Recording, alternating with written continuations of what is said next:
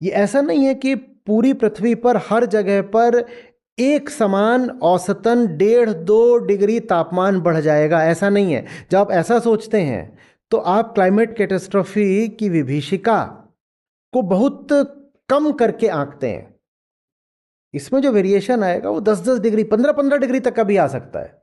ऐसा भी हो सकता है कि जहां -40 होता था वो -55 होने लग जाए, और जहां 45 डिग्री तापमान पहुंचता था गर्मी में, वहां 55 डिग्री पहुंचने लग जाए। लेकिन जो जगह ठंडी थी वो और ठंडी हो रही है, जो जगह गर्म थी वो और गर्म हो रही है। तो औसत लगभग उतना ही रह गया जितना रहता था। औसत बस 1.5 डिग्री बढ़ा, 2 डिग्री बढ़ा, तो हमें ये बहाना मिल गया कहने का कि औसत में बहुत अंतर नहीं आया है। हम औसत में थोड़ी जीते हैं, हम तो जो तापमान होता है जहाँ का वहाँ जीते हैं ना। और उस तापमान में इतना ज़बरदस्त अंतर आता जा रहा है कि हमारे लिए जीना मुश्किल हो जाएगा। जहाँ हम हैं वहाँ बारिश नहीं होगी, बारिश नहीं होगी, या बारिश ज़्यादा होगी, अतिवृष्टि होगी, फसलें सारी खराब हो जाएंगी। लोग खाएंगे क्या? लोग खाएंगे नहीं तो जनसंख्या का मास डिस्प्लेसमेंट होगा।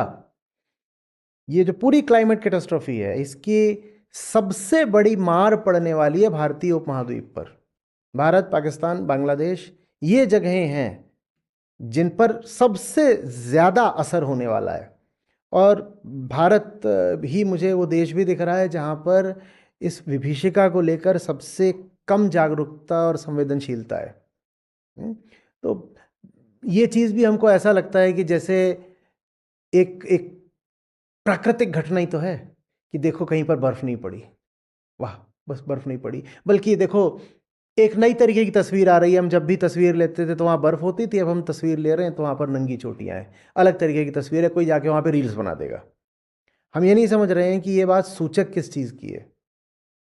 अभी अभी बयान आया है गीता गोपीनाथ जी का कि हम बैठ करके अंतर्राष्ट्रीय मुद्दों की बड़ी बड़ी चर्चा करते रहते हैं। हम कहते रहते हैं दुश्मन बाहर है, टैरिफ लग गई, ये हो गया, व्यापार पे संकट आ गया, या हमारी सीमाओं पर संकट आ गया। उन्होंने कहा भारत की अर्थव्यवस्था को ज़्यादा नुकसान प्रदूषण से हो रहा है। हम्म। टैरिफ वगैरह क्या कर लेंगे, ज़्यादा नुकसान तो प्रदूषण से हो रहा है।